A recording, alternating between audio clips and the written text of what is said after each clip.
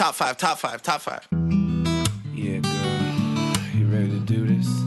You ready to count this thing down? We're doing the top five, heard? Yeah, let's set it off with 1, 2,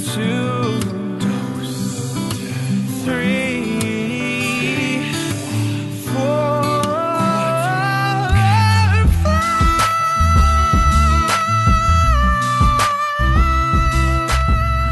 Mwah, mwah. Hello, everyone. Welcome to a very romantic episode of Ranked Top 5 Lists of Stuff That Don't Matter. I'm your romantic host, Tuong La, and I'm here to send you kisses along with a bunch of new people on PodCavern. We've never had this group before, but I was like, you know what? For this year's Valentine's special, I really just want to reach out to people that I love, haven't seen in a while, and you know what? They just never stepped foot in the PodCavern, and I'm not sure if it's because I haven't sent that Valentine's invitation or if they just, don't like me. But you know what? By the end of this episode, we will find out. So my first Valentine I have here today, we have the very lovely Adriana Johnston, everyone. Hello. Hello, Adriana. So if I had woken up one day to an arrow with a heart on the end in my back, I would definitely have come on your podcast sooner. Okay, let me write this down. Arrow to the back. Now, is this a fictional arrow or is it a real one? Or is it both? It would be a fictional one that would come out of your quiver if you were a baby cherub. Okay, there's a lot of steps here. I have to be a baby. It has to be a fictional arrow. Okay, I'll leave this on my notepad for next time. Adriana, do you want to introduce your Valentine? I would be happy to, yeah. He's a lovely person, a chocolate lover.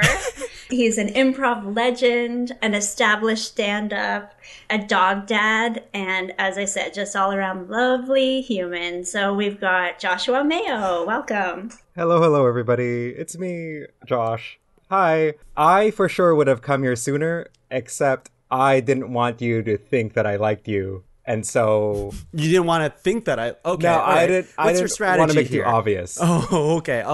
You're trying to play it cool and coy, right? You wanted me to come to you. That's a good, exactly. That's a good pickup move. Maybe we'll talk about this later.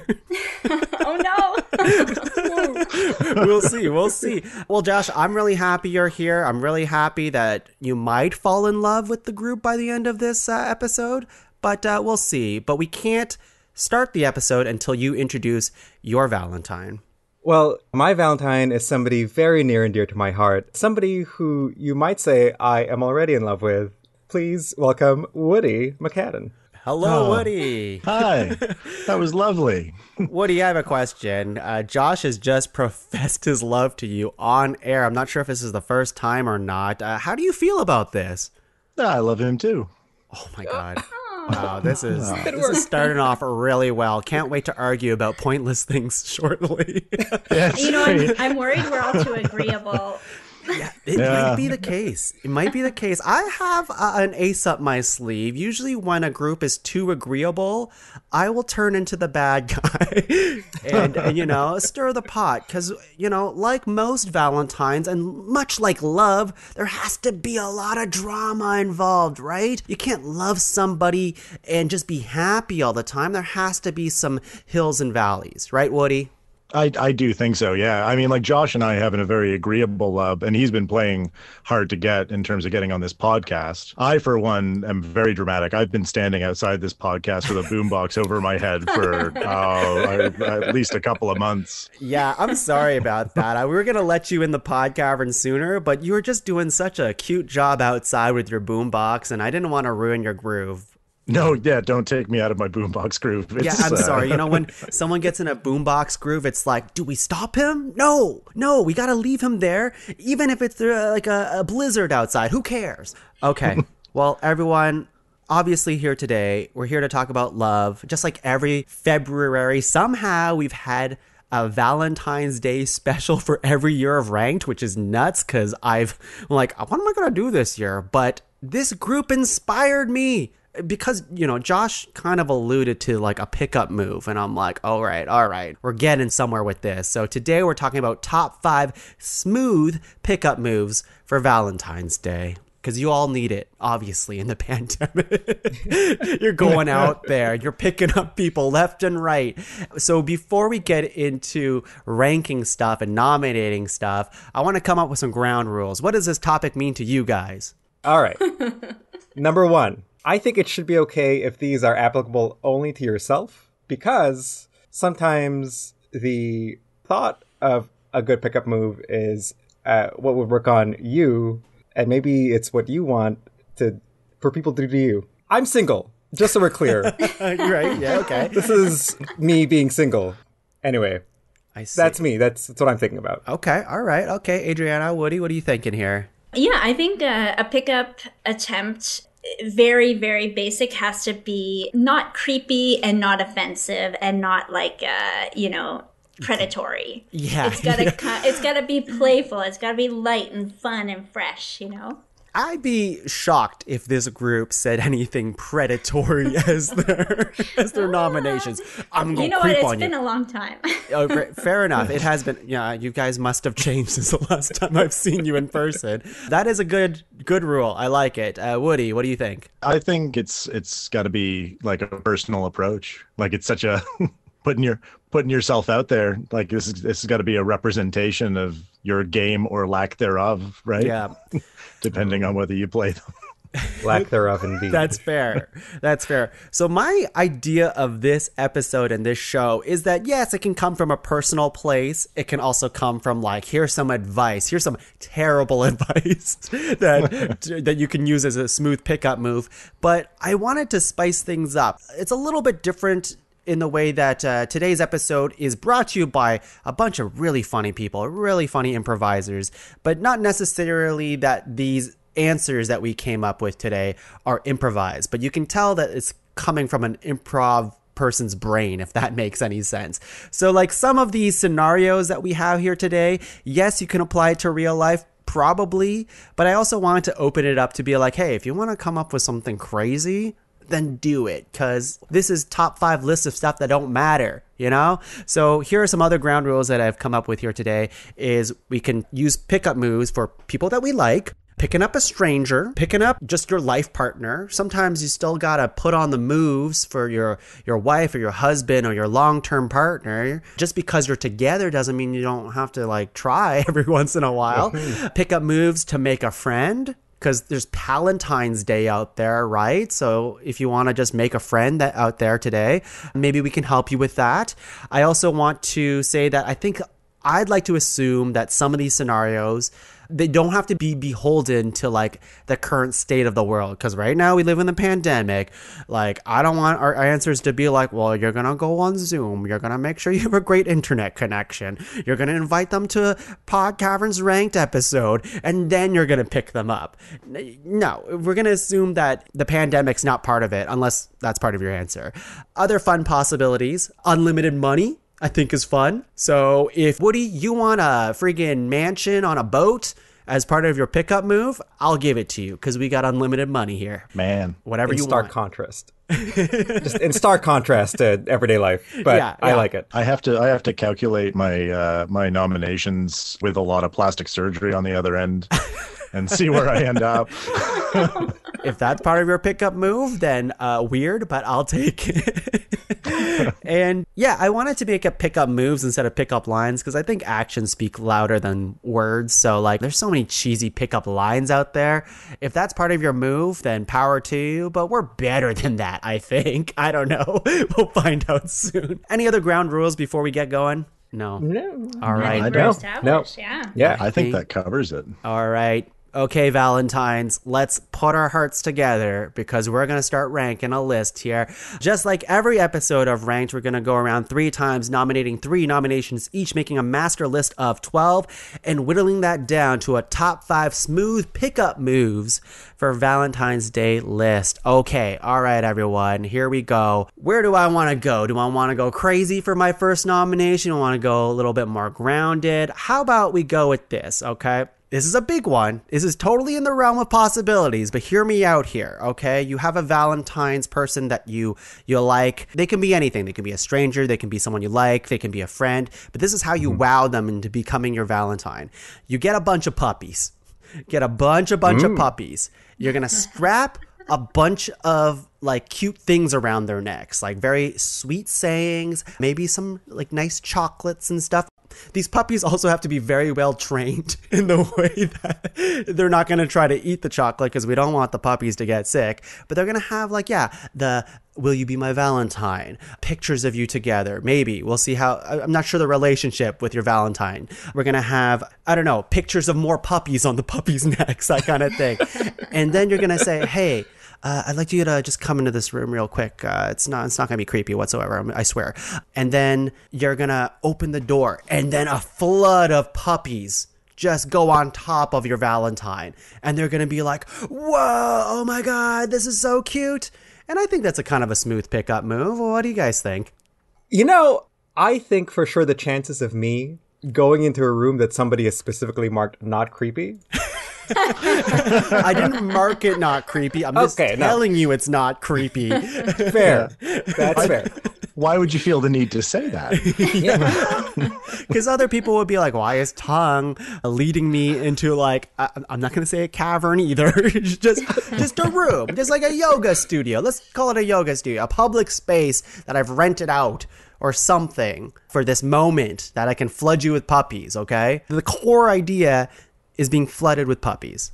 And the puppies are a complete surprise, right? Yes. Oh, yeah. They don't know. Okay. Would this work on you guys? As Adriana alluded to, I am a father to canines. And so, yes, absolutely, 100%. If somebody showered me with 100 puppies, I don't think any more words would need to be said for the rest of our relationship.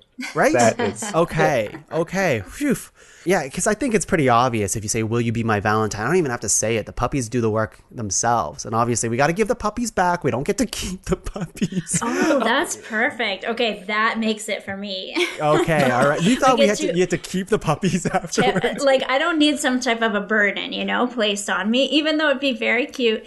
So I would be completely charmed by that. Okay. The effort and the cuteness that's temporary, and then the memories for years to come. Woody, would puppies work on you if I did that to you right now? Right now? Right now. Open your door. Open the door to this room and there were puppies on the other side. Yeah, I think so. I was kind of picturing the elevator from The Shining. Okay. but with puppies instead of a wave of blood. Yeah, a little less dark, just a little bit. Yeah, absolutely. I would say the polar opposite, but yeah. I guess the only con is if your Valentine doesn't like puppies, but if they don't like puppies, then I don't want them to be my Valentine. I'm just going to tell you right now. That's an excellent point. What if they break out in hives? What if you cover them in puppies and then they're covered in hives? It's all a test. If they break out in hives, I'm a dog person myself. I love dogs. I have my own. If they broke out in hives, I'd be like, I'm sorry, this didn't work out. I'm going to have to take these puppies. I still rented them for the next hour. I'm going to try this move on someone else now while I still can. Maybe part of your "this is not creepy" preamble should be like, here are 2 Benadryl, and take them for whatever reason. This is not creepy. Yeah, this is not creepy, but let me crush this Benadryl into your drink and see where the night takes us. Oh, I'm not having any, but you should. Yeah. Oh God! All right, Adriana, what do you have as your first nomination? Sure, yeah. So I actually have just a little quote to start mine off, and it's very relevant to the pandemic as well. So, to love oneself is the beginning of a lifelong romance, and that's Oscar Wilde.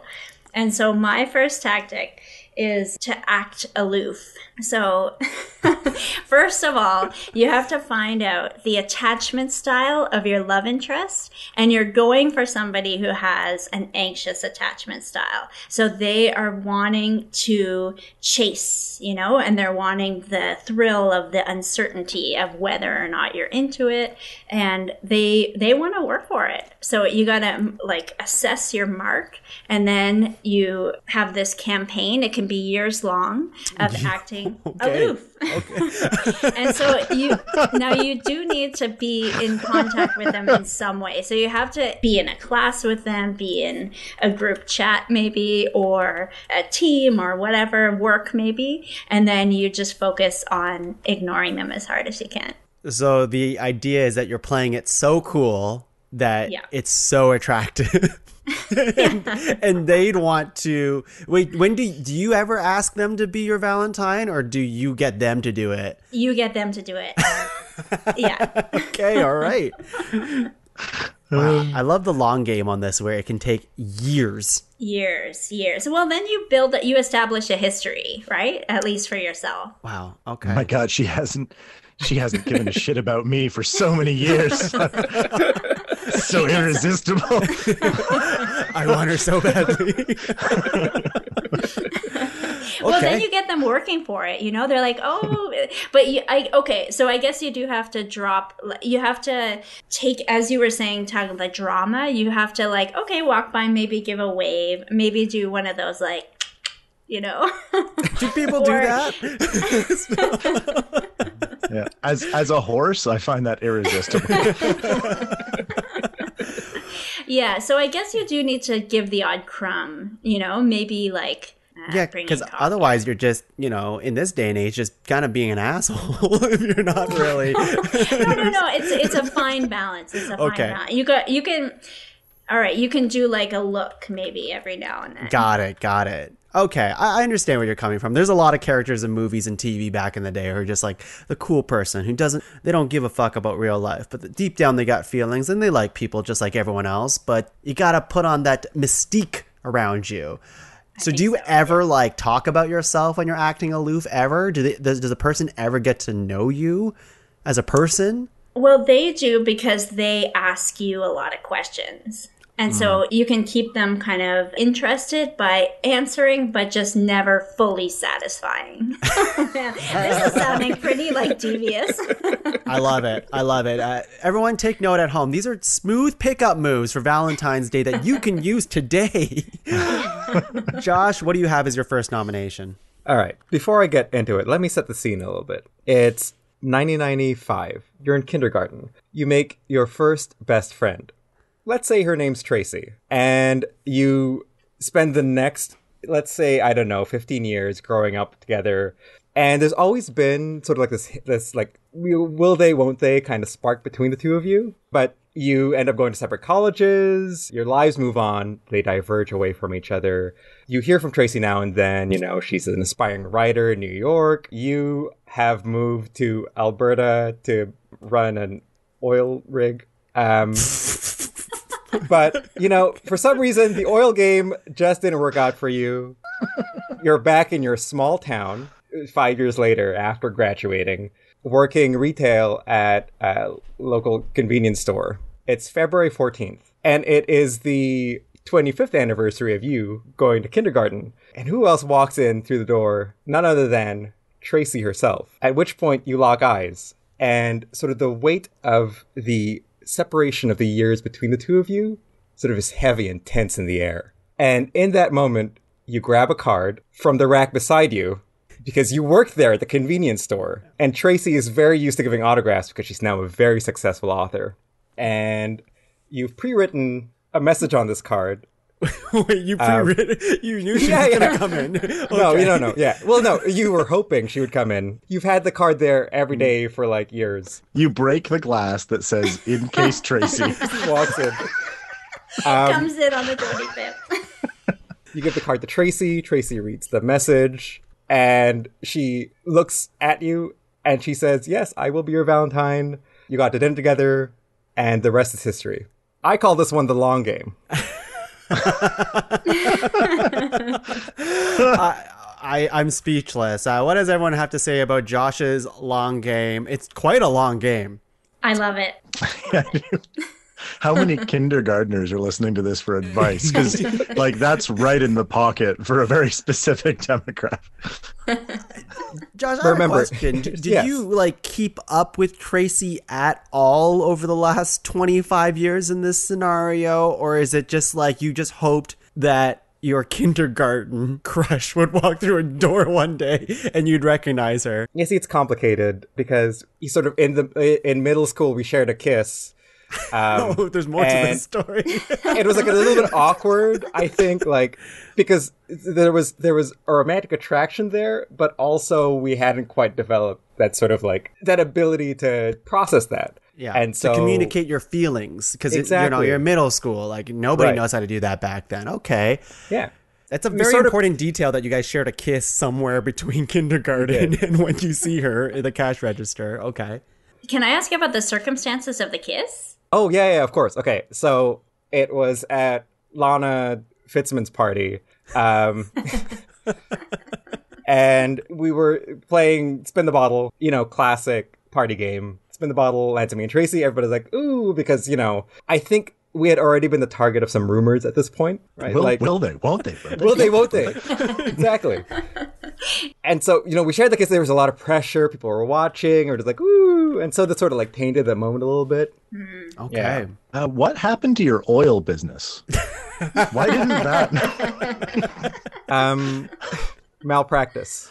Oh, Okay, all right. Because of you? No, I was duped by my business partner. Yeah. We don't talk about him anymore. It's a long story. That's another Hallmark movie. Fair enough. I wrote down Tracy Long Game, Will They, Won't They as the nomination. Hopefully we remember that when we revisit that later. What do you got as your first nomination? well, I was thinking about what can be a specific approach like for Valentine's Day, right? And I think conversation is really important. Like you got to be able to have a conversation with someone, exchange ideas, talk about things that are interesting to you. Or it's also a gauge. It's a gauge of whether the inane details that I prattle on about will be interesting to someone else who'll probably need to spend time listening to me.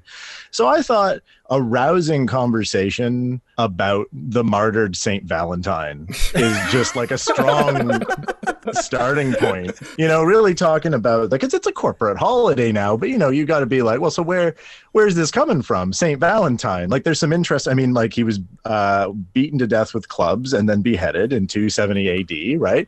Like that in itself is like that's the method of martyr, and that's brutal, right? And then all of a sudden we're exchanging heart candy. But something else I found out, and I mean, if this is not going to stir the very soul and loins of anyone that you would wish to, have interest in you, he is the patron saint of the city of Turney and also epilepsy and beekeepers. Okay. Like those are some factoids that I think might draw someone to you. So how do you bring that up to somebody? Like, where are we? Am I at like a bar? Am I at a party? And then you just be like, hey, you want to know some fun facts about St. Valentine? I mean, I think in some ways, generally, like pickup moves are a measure of confidence, right?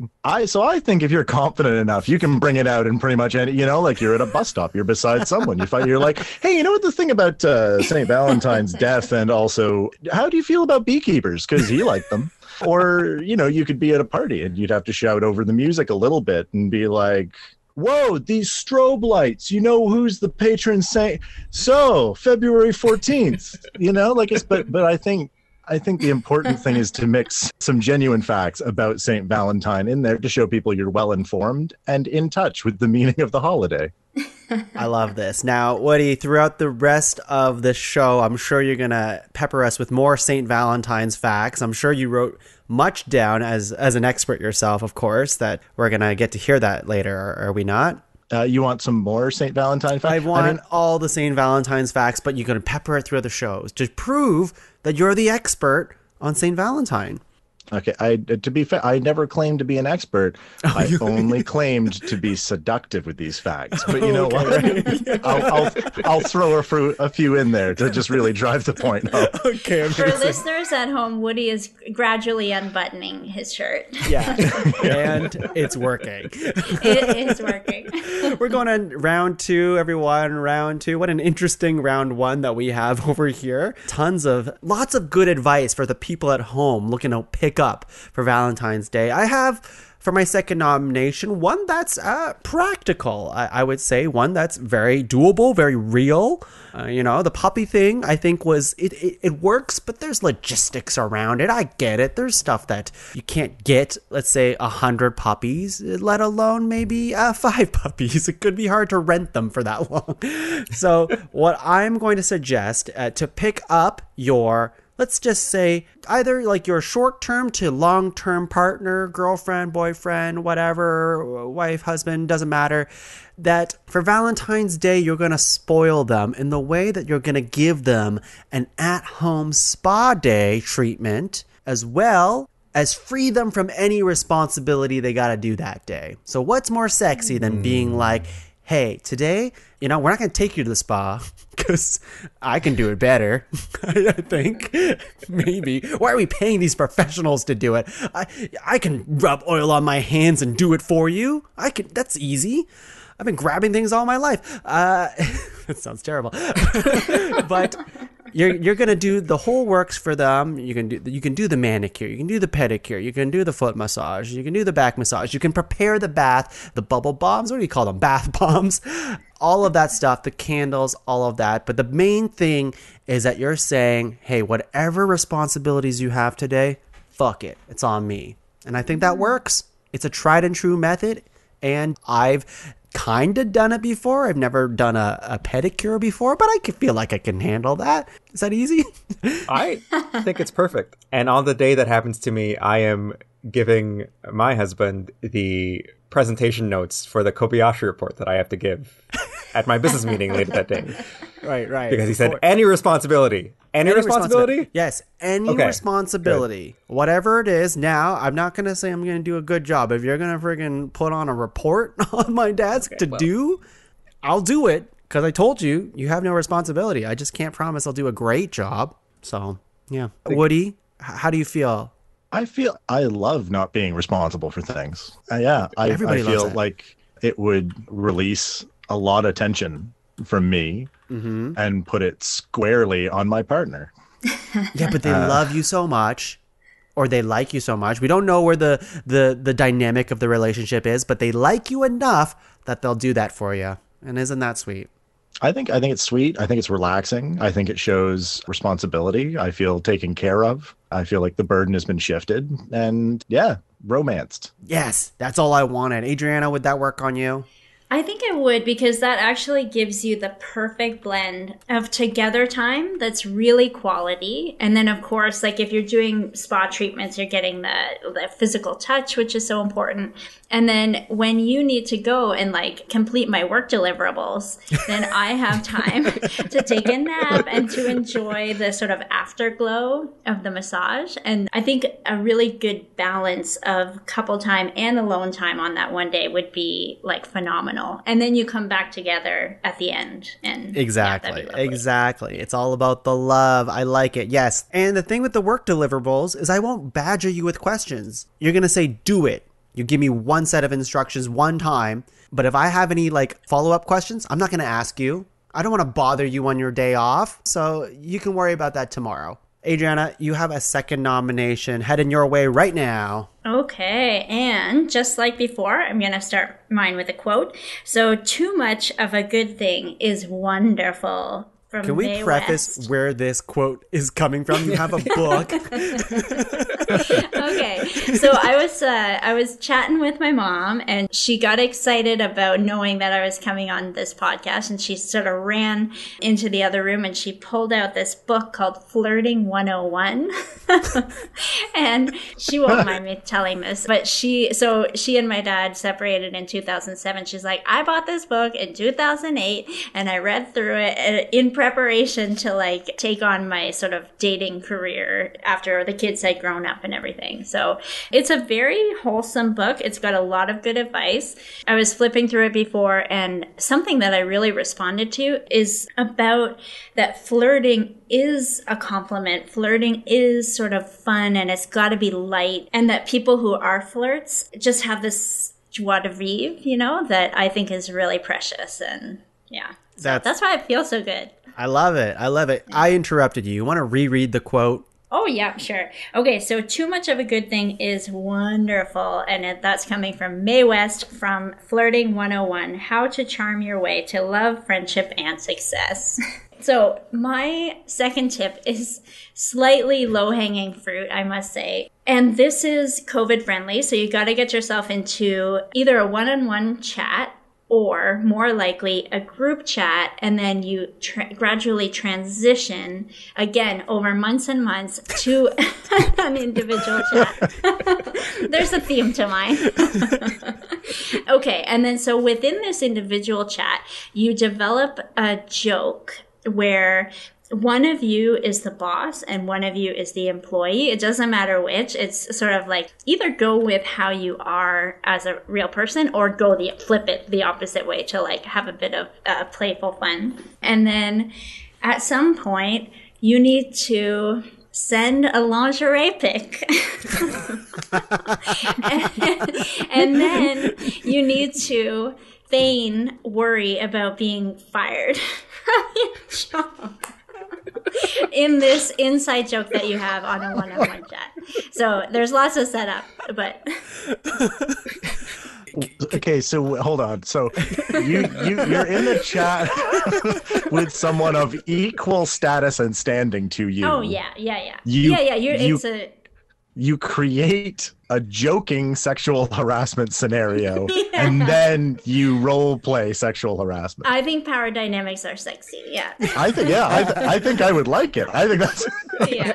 But it has to be gradual, and it has to kind of make sense. And then you just find a way to incorporate this, or like ask about the technology policy, or like what is a misuse of technology? Is it this? And then you send your lingerie pic. You're doing sexy talk with business jargon to one another. So after you send the lingerie pic, is it just like, that's it? That's the final step in picking them up? That's your overture. And with any luck, they pick it up and you go from there. And then you can plan your like HR, one-on-one. So that is my question. What happens if the person you're talking to is like, okay, we're in roleplay land. Like, this is where we're going. And they're like, hi, this is Tom from HR. We received a report of a misuse of our company technology, and you are being fired. What if they take the opposite route? What if they run the other way with it? Because they're so obtuse. And you can tell that they're still role-playing, or you can tell that you've made a grave error and they're trying to help you save face. No. In this scenario, I think they're role-playing. They're playing along with it, but they've chosen the exact worst role to take this forward. There's always a chance of that. I think you would... Oh, man. I don't know. What if they did a mix of changing role but leading into it, and they said, this is Tom from HR, and I think you're hot. I'm going to get fired, but I like it anyways, because you're worth it. It would be a gratifying... It'd be a gratifying challenge to try to, flip that fuddy-duddy, Okay. I love it. I think this is almost a foolproof plan, but I guess in the second half, we'll decide for sure. I love the lingerie pic thing as like the final nail in the coffin. And it's just assumed that they'll know what you're talking about. And I assume you send that on Valentine's Day. Yeah. Oh, yeah. Oh, yeah. Oh, I'm sorry. Oh, yeah. Yeah. And you could get the colors and all the accoutrement. Are you in the lingerie? Like, you're not just sending them just your favorite lingerie, and it's like $98 at like La Senza or whatever it is. You're actually in it. You're in it, yeah. Okay. That's the final piece I needed, because I thought you were just sending this is my favorite lingerie. I'd like you to buy it for me. Well, and I guess if you're tentative, that's kind of it's a little bit saucy to sort of give that suggestion, and then you don't have to worry about any implications, Right. And you might get a gift out of it, so. That's true. Josh, what do you have as your second nomination? All right, let me set the scene here. This is another long game. You're 27 years old. You have just moved to a completely new city. You've settled into a brand new apartment. You've scouted out the local groceries and restaurants, places to go. But for the first time in your 27 years, you are truly alone. It's just you in this new city, and you have no friends. And you want to go and make a friend. So, plan is to, whatever hobby you're into, I'm going to use Yu-Gi-Oh! As an example because it's the first thing that came to mind. Okay. Yu-Gi-Oh! The card game for people who Yu-Gi-Oh! don't know. Yes. The card game could be anything. It could be your fandom of St. Valentine's. Maybe you love PodCavern so much that you own all their merch. But that's the key to it. Amazing. You deck yourself out in merch, head to toe, of your favorite franchise or whatever you want to do, and you walk the streets of this new city in the hopes that somebody will notice what you're wearing and ask you a question about it, and then they're a fan, and you start dropping factoids, you become friends, they introduce you to the Yu-Gi-Oh! Fan club, and now you have made yourself not just one, but hopefully 2 friends in this fan club. And that is how I would pick up a new friend in a new city, by decking myself out in merch. I kind of love it. That might work. You know, it will work. And of course, Josh, it is Yu-Gi-Oh! That you are choosing. Like, that's the one you're going to do. Very specifically, dual disc and the big hair. The puzzle around your neck, that kind of thing. 100% cool. Huge collar, sleeveless shirt. I love it. Okay, well, now I'm very curious. Woody, what type of fandom merch would you shower yourself in to use Josh's move? Well, I mean, I think it should be obvious that I would wear all my St. Valentine merch. I knew this was the answer. I shouldn't have asked. Adriana, what do you do? I think I want Peloton gear. I want my like fleet, fleet mates, because then you've got people to ride with in the summer. You can give them high fives like all winter and ride together. And there's a ton of Peloton merch that's overpriced, but if you're wearing it, it's like a status symbol that you can afford Peloton.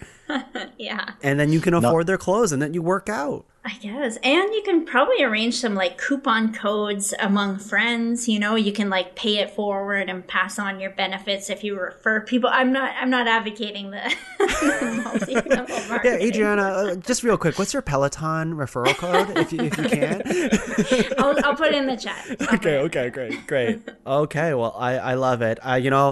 People are at home are going to wonder what mine is. I'm going to go with Josh. I want to do this Yu-Gi-Oh! Thing now with him. So, yeah, I used to play that all the time. I used to make my own dual discs. I think we got something going, Josh. We're going to make some friends one day. Good. Then we'll send them to the Shadow Realm. Oh, God. What do you have as your second nomination? My second nomination is poetry. Okay.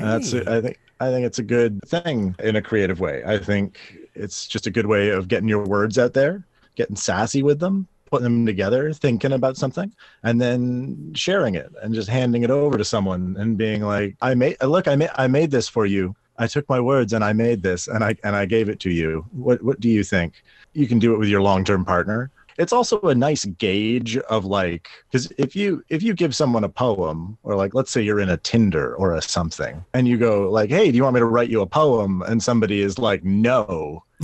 Oh, no. Well, then you're kind of like, all right, I guess that's it, right? Like, it's a good sounding. Do you crush up your hat in your hand? Yeah, crush up the poem. I sadly tear apart the gold leaf paper and I bunch up my quill. Yeah, is it a handwritten poem or is it all typed out? What's your move here, Woody?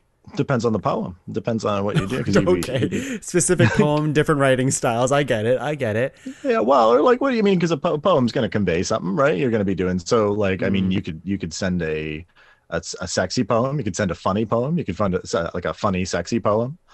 You could do something a little longer and a little bit more like drawn out, right? Like it's just about taking whatever the situation is and translating it to like you say, hey, how do you fancy a dirty limerick? And then, yes.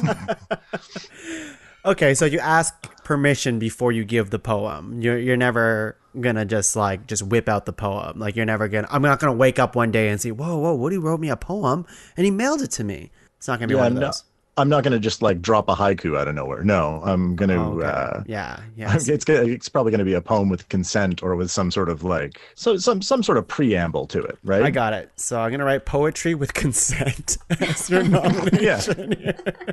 Yeah. Okay. Last question here about your poetry, because you're such a big expert on it. Of course, you mentioned haikus, limericks. What's your go-to here? Like, is it a sonnet? Is it a ballad? What kind of poem do you like to make? You know, I'm a big fan of classic couplets or like an ABAB rhyming structure. I just think it comes across as a poem. People like things that rhyme, and you know, failing that, go for a bit of free verse. Just speak from the heart and be like, this is poetry. And they're like, no, it's not. It doesn't rhyme. And then that conversation's also over. It's another good. Follow-up question. What about slam poetry? Would you ever invite your Valentine to see your slam poetry competition? I'm going to say that's the least romantic type of poetry.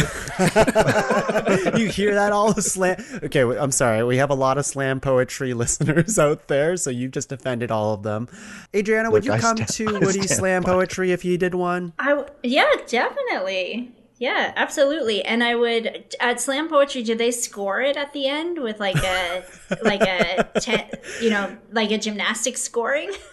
Like if it was like a skating competition, like a 9 or a 10, right? Yeah. And so I would bring a bunch of 10 signs and I would just run across the stage and support you.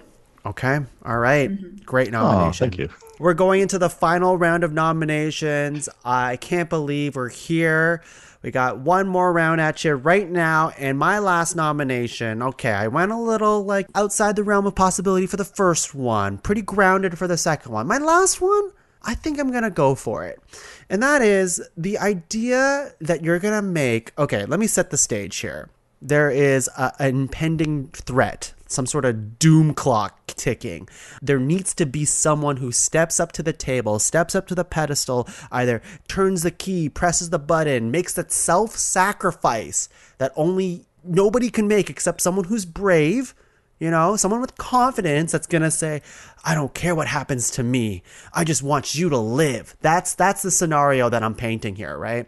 So that can be anything you want. Even if it's like a giant Godzilla monster that's like, we need one sacrifice and that sacrifice will save humankind. You're going to be that sacrifice. You're going to go up, and before you press the button or you do your thing, you're going to look at your Valentine and say, hey, save me a dance. You're going to say that kind of like Captain America does, or like Peggy does in the Captain America movies. But you say, save me a dance. And then in the back of their head, they're like, oh my God, they're not going to die after all. I mean, like, yeah, they're sacrificing themselves, but like they're going to come back one day. And that's what happens is a few years down the road, 10 years down the road, it could be the last day that other person's living. I don't even know. But one day you're going to make your grand reappearance and then say, I'll take you up on that dance now. And you're going to do it on Valentine's Day. To be clear, do you sacrifice yourself? You have to sacrifice yourself, yes, but you know your limits. You will only sacrifice yourself in a situation where you know you're going to come back eventually. Okay. What's your second question? Just throw it at me. I guess the follow-up question is that still heroism if you know that you're not sacrificing yourself? Okay, all right, okay. I didn't know this was, okay. I'm not going to answer that question, Woody. It is heroism, okay? Have you seen movies? You have to have it happen in like 3 parts, over it. Yeah, it has to be that stretched out. Of course. Mm-hmm. Yes. And you can even pepper your return a little bit, okay? You can even like just leave clues, or you can like start walking by this person, but like in a different outfit or like a mustache or something. And the person will turn around and be like, did I just see Tuong? No, he died. He sacrificed himself. What? And then, you keep kind of popping up here and there, leaving your mark. And then eventually, of course, you come back in a dramatic fashion. Josh, does this work for you? 100% yes. Guaranteed. The day you walk in through my door, after telling me that you sacrifice yourself, but I've caught glimpses of you over the years, the first thing you see is a huge conspiracy board. Like sightings of like newspaper clippings, of interviews with people who knew you. And it's just like red thread all over, and I've waited every single day for you, and the only thing I know how to say at this point is your name. And everyone called you crazy, but you weren't in the end because I was still alive. Yes, see, the story writes itself. Even if you want to give me amnesia at some point in the story, go for it, you know? It all comes back to the end where I do come back, and I do remember eventually that I'm going to take you up on that dance. You walk into the room and they say, "Oh, sorry, I didn't save the dance. I already ate it." Okay, Adriana, what do you have as your final nomination? All right, final nomination, and of course, the requisite quote. So, the doors we open and close each day decide the lives we live. That's Flora Whitemore. So, this one is bold. Like bolder than the rest. I went in order of boldness. And you know, this could be for a friend. It's more likely for a romance, but it could be for a friend too. So you want to get into the habit of greeting your friend every time you meet them or your love interest with a hug. So that just becomes your norm. And then all of a sudden, one day when you do your embrace, you go for it and you nibble on their ear. Wow. There's no ambiguity whatsoever. You can decide how wet you want it to be. Probably I would err on like less wet. But that is a bold statement, and it's like, here I am, and here are my intentions. And I said it could be relevant for friendship. Then you might just want to do like, you know, a nibble. Do friends like when the other friends nibble on their ears? I think they could. Okay. I just think we should normalize. If it's not something that we do right now, I think we should normalize this. Mm-hmm. I think Too. nibbling each other's ears. I do have a question. When you say nibble, are the images that are in our heads aligning? I'm thinking rabbit eating a piece of lettuce, nibbling. But I think you're saying something else. Okay, I would say, so you don't want to have any teeth. Like, Okay. That's kind of a given. So nibble is the wrong word. Maybe like, or Mouth. maybe knead it between one set of teeth and your lip, you know? I think I like the word nibble more than kneading. Kneading your friend's ear. But to be clear, this is not a French nibble. Well, that's what I was just going to say. So maybe, depending on your passion, you could just be all tongue. You could actually like Now you're skip the speaking my earlobe language. altogether. Skip the earlobe altogether and just go for penetration. So you might penetrate their ear with your with your tongue, No, but you know not what? On French second- it. You're not gonna French penetrate.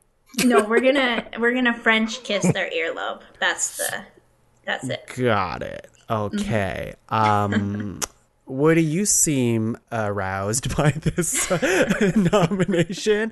Yeah, what are your thoughts here? Explain it to me. I'm I'm trying to think what the friendly ear nibble is.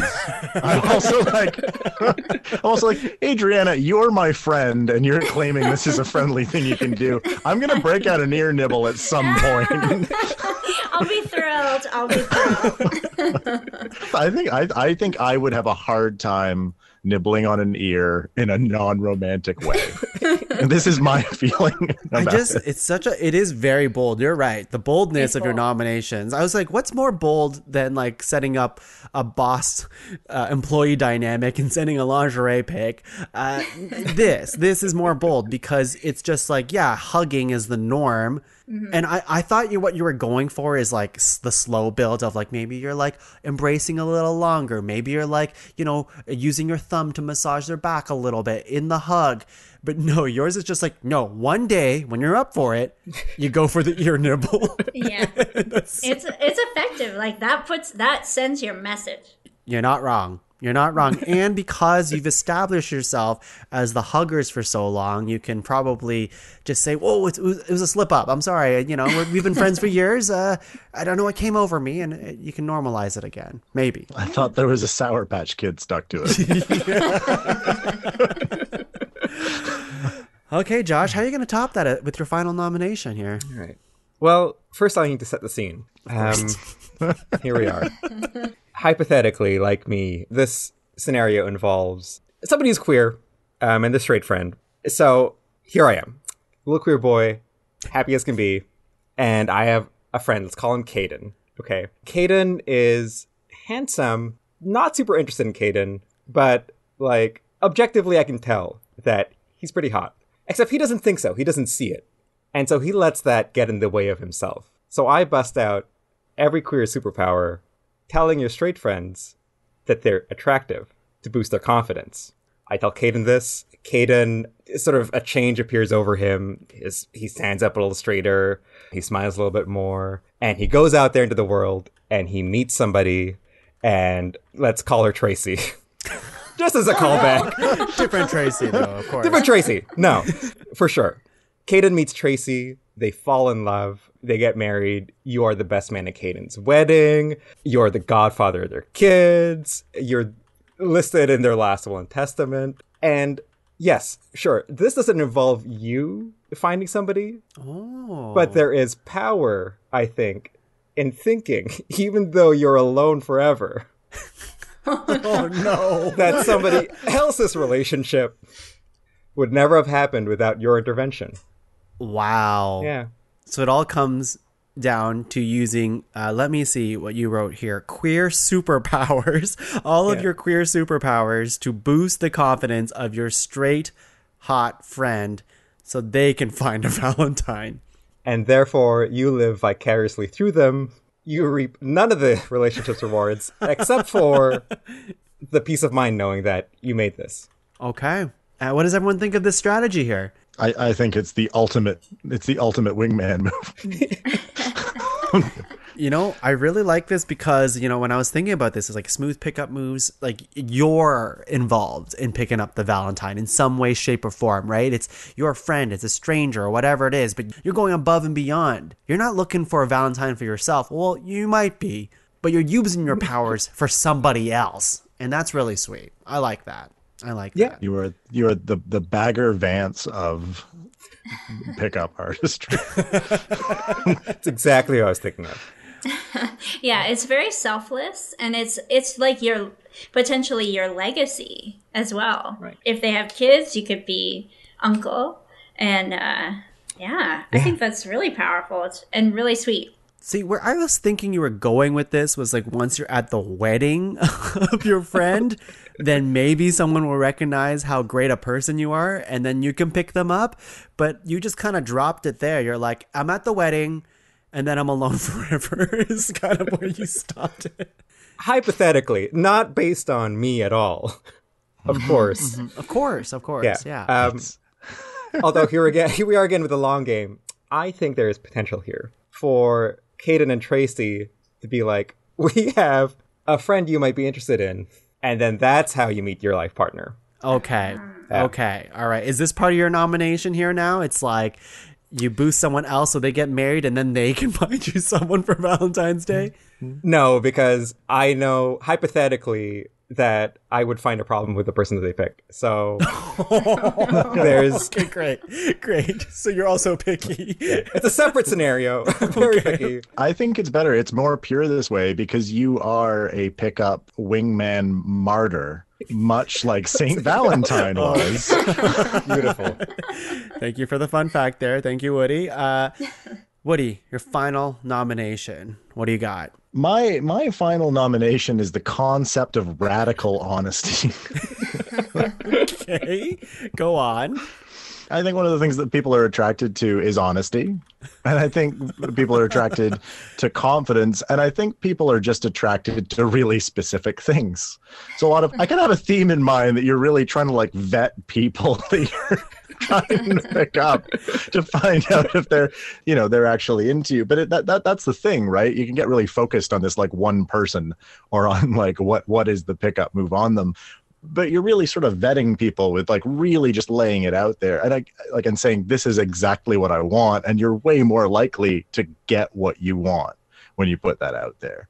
So I think as sort of a broad arching pickup move, the concept of radical honesty in stating your intentions and what you are looking for is an important pickup move. You say, I want one night of of passion with nothing else, no strings attached. And if somebody wants that, they will pick you up on it. Or you say, I would like 2.4 children and a picket fence. And they're like, let's go find that. This is great. I agree. People do love honesty. I love the word radical honesty. So no matter what, you're not pulling your punches or whatever. You're just going for it. Whatever's on your mind and what you want, that's what you're going to say out loud and hope the other person responds to that. Yeah, lay it all out there. This movie is called The Lay It All Out There. I think that you are vetting people that way, but you're also demonstrating that you accept yourself too. And it's sort of like unapologetic, here I am, I know myself. And that comes down to the confidence as well. And so it's, in a good way, it's taking the reins, like owning your power and then allowing people to choose and to take you up on it. And then they really have a choice and they feel probably empowered as well. Yeah, I think that's the hope, right? Everyone goes in with agency. As a person who has tried this very recently, I'm a big fan because I was shot down. Yes, it's true. But I was shot down with agency on my own terms. And so I was totally okay afterwards with how it turned out because I wasn't dishonest. I didn't hide anything. I didn't fiddle with the truth. Lay it out there. And now I don't have to obsess over sort of if I had been more honest about a thing, would they have accepted? Would they not? I don't know. So big fan. Couldn't be more honest. You're doing radical honesty, right? So yeah. Okay, well, we got our list of 12 here. We're going to look these over, and on our break, we're going to hug each other, nibble each other's ears. And then when we're back, we're going to rank a top 5 list. We'll be back, everyone.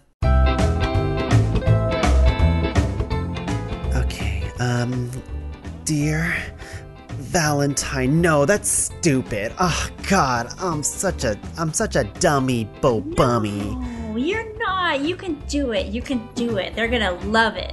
No, Mrs. Calloway, I don't have it in me. I just don't feel confident in my own skin, in my own clothes, at what I write, what I do. I'm just a big dummy. I think your parents are going to love whatever you write down, and you know they love you just as you are. Although a wardrobe update would never hurt. Really? Would that boost my confidence? And then that'll allow me to finish writing this Valentine's card with a little choo-choo train that says, I choo-choo choose you? It might. I mean, look how it worked for Tim and Sarah. Oh, man. Oh, geez. Look at me decked out in this merch. Sarah, honey. Sarah, baby, I love you. Baby, I love you. I love you in this merch. I love you and this merch. And you love me because of this merch. Tim, the only thing I like more than your merch is you and that Valentine you wrote with your newfound confidence having acquired said merch. Baby, I would never been able to write. And the only thing I love more than your merch are the kickbacks. Oh my God, but where did you get, is that a PodCavern shirt you're wearing and PodCavern undies and PodCavern face mask and scarves? You little baby, let me help you. Well, First I'm of all, 6 years old. I'm not a baby, but okay. Yes, these are all PodCavern items that you can get at PodCavern.com. What? Yeah. It's just that easy? Go to PodCavern.com? What'd you do? Like click on a merch store link or something? Can't be that easy. Have you? It sounds like you've been, because that's exactly what you do. You click on the merch store link, and whatever you buy, PodCavern gets a little bit back, and you get a whole lot. Oh my God, oh my God. I can feel myself getting more confident as I order all of this clothes. 2 weeks later. Wow, I'm decked into PodCavern merch right now. I got a little bit for Mrs. Calloway, and I'm ready to write this Valentine. So here we go. Dear Valentine, dear PodCavern, I love you. I'm a whole group of attractive people, and I'm into you. Super. I'm 6 years old. PodCavern.com. Top five. Hey everyone, we are back. We just made out for the last 35 minutes straight, and my mouth is sore. How's everyone else doing? Chapped. Oh. Yeah. So sore. It's been, yeah, I don't know if we should have done that. We have one of those, like, this is all obviously recorded remotely because of the pandemic, but we all bought one of those Bluetooth things that, like, if you kiss into this Bluetooth object, then that object moves on the other person's end, so it's like I'm kissing them in real life. This is real technology, by the way. Yeah, it's not the same, but I think it'll do. I'm missing a diamond stud. Is anyone? Yeah, you're not getting that. 3 of my cavities got sucked out. That, or my fillings, I you should should say. probably still see the dentist about that. If anybody's wondering, tongues making out is oddly rhythmic. It's great. It's got a 4/4 time. Oh, thank you. That's what I've been working on, is making my makeout sessions rhythmic. Okay, here we go. Enough funny business. We're here to talk about some serious shit, which is the pickup moves, sweet pickup moves, for Valentine's Day. So I have a list in front of me that I'm just going to recap what we talked about in the first half here. So we talked about flooding someone with puppies with Valentine's cards strapped around their necks. We had the strategy of acting aloof. That's it. We have the Tracy long game. Will they, won't they? It's a scenario that Josh painted up. It really just involves, after years and years and years of not seeing each other, having a pre-written Valentine's Day card available, so when they walk through the door, you can give it to them. Then we have starting a rousing conversation about St. Valentine. Next, we have free responsibility from your partner and give them the home spa treatment. The next one is set up a boss-employee dynamic. And then by the end of it, send a lingerie pic. It works every time. The next one is deck yourself out in your favorite fandom merch. You know, in Josh's case, it was Yu-Gi-Oh! In Woody's case, it was just St. Valentine stuff. And this is how you get noticed. And then people will be like, hey, join our club. We also love Yu-Gi-Oh! Cross St. Valentine as well. And that's how you make friends, people. Afterwards, we have poetry with consent, I guess. Don't just give poetry without consent. It's too creepy, right? The next one is the self-sacrifice, the heroic sacrifice, by also asking for that save the last dance or save me a dance kind of thing, and then whipping that out on Valentine's Day years down the road when you get resurrected somehow. Afterwards, after years of hugging or months of hugging or just a long time hugging your friend, you're going to nibble on their ear. Just one time, just do it. It's okay.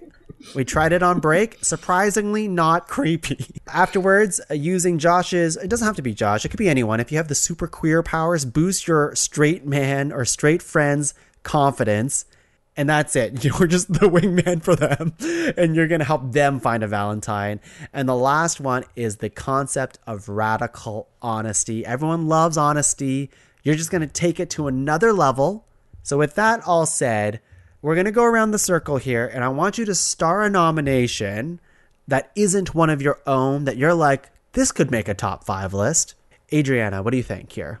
I really like poetry with consent. Poetry with consent is starred for further consideration. Josh, what do you have? Star one that isn't one of your own. It's gotta be radical honesty for me.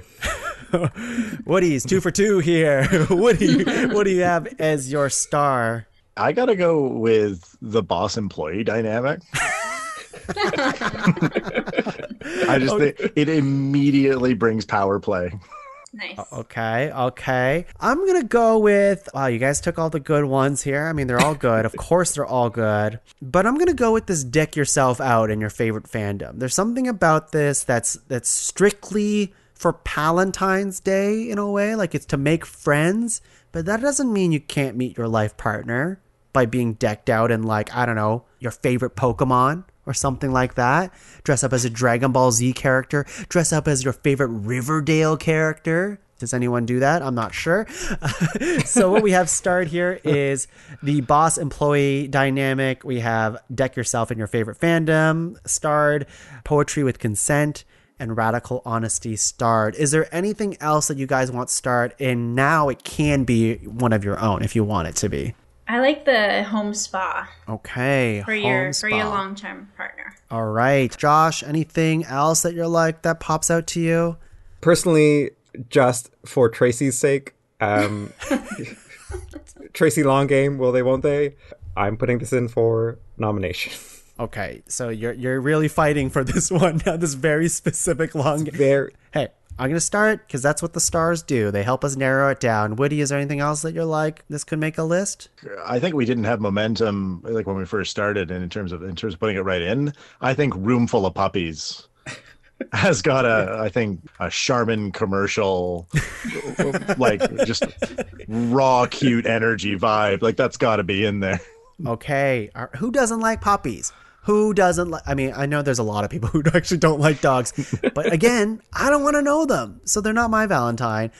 For myself here, I think I'm okay. We have several starred at this point. I don't know if there's anything else. Let me just read you the ones that aren't starred, and we can either say our goodbyes to it or be like, you know what, let's star it so we can talk about it.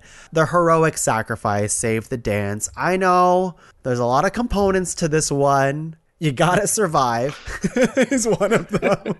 I know you're making the sacrifice. Is it truly a sacrifice if you know you're gonna come back one day? And some would say, yes, it is a sacrifice. I mean, you're losing years of your life to do this move. But I keep flashing forward to that scene where you come into the room and you're just like, hey, I came back for that dance.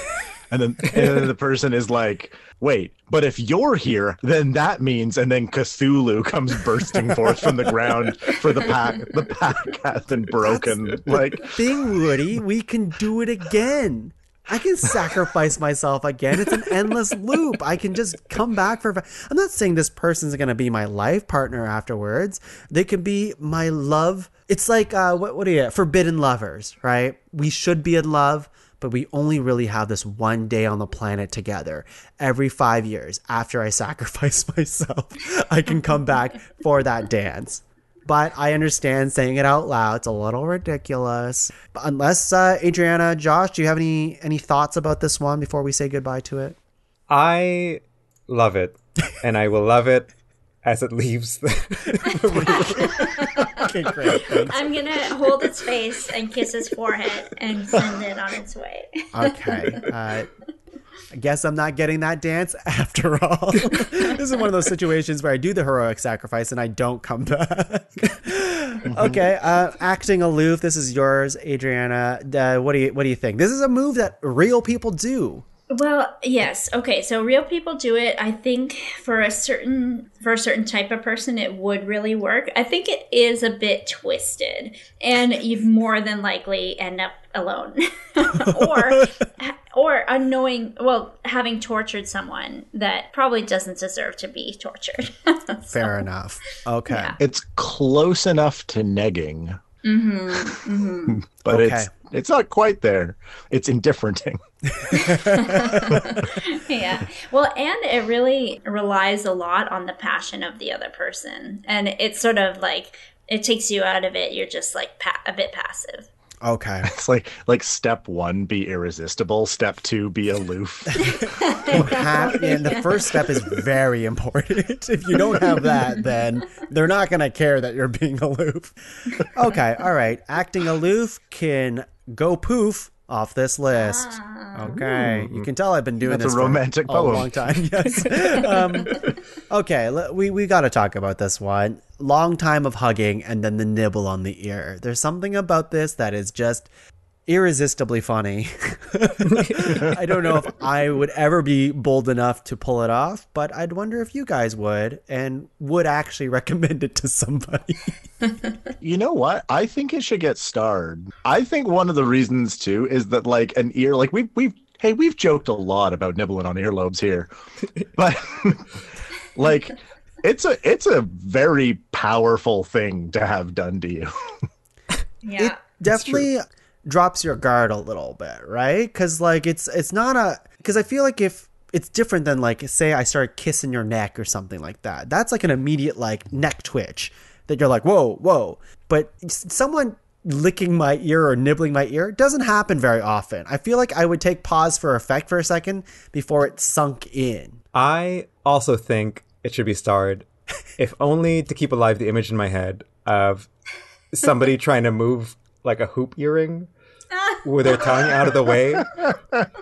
Ugh. And then they get to the ear. I want it to stay. Would you be the person who gets their tongue stuck in the hoop earring? For sure. Okay. For sure. Cool. Amazing. Okay, I guess we're starting it. Well, also, we don't have another one that involves latching your mouth onto a body part, right? It's true. And we want, as always, on ranked top 5 lists of stuff that don't matter, we want a variety that really represents this group, right? We need to get more physical. Okay, so the other one is the super queer powers boost the confidence of your friend. Josh, is this staying or not? I was actually going to ask, and I don't know if this is breaking PodCavern law, but may I switch my previous star of Tracy Longame to this one? Sure. Okay. Yep. So do you want to say goodbye to Tracy once and for all? Being radically honest, yes. Okay. Sorry, Tracy. I guess you weren't the one after all. I mean, when I locked eyes on you in kindergarten, I really thought there was something here. Speaking of power dynamics, too, like you have to be destitute and your business has fallen apart. And you're like at a real disadvantage when they come in. Whatever. To be clear, all right, there is money in the Caymans that just can't be touched right now. Okay. Honestly, I pictured you as the owner of the franchise, of the convenience store. I figured that was your second or, your third venture. It's just me on Undercover Boss Day. But do we trust him, though? Like, his last business on the oil rig, where there's all malpractice going on and stuff like that. It wasn't his fault. He got double-crossed. Yeah, but how do we trust someone who trusted someone like that, right? Like, he has a bad judgment in people. Well, anyways, sorry, Tracy. You don't get your shot. But St. Valentine, Mike, Woody, what are you thinking here? I mean, it's both a pickup move in terms of the honest conversation about factoids. It's also potentially a pickup line if you were like, hey, you heard of St. Valentine, patron saint of beekeepers, and you look as sweet as honey. Like, it's a bit of a walk to get there. Yeah, a little bit of a marathon to get there for sure.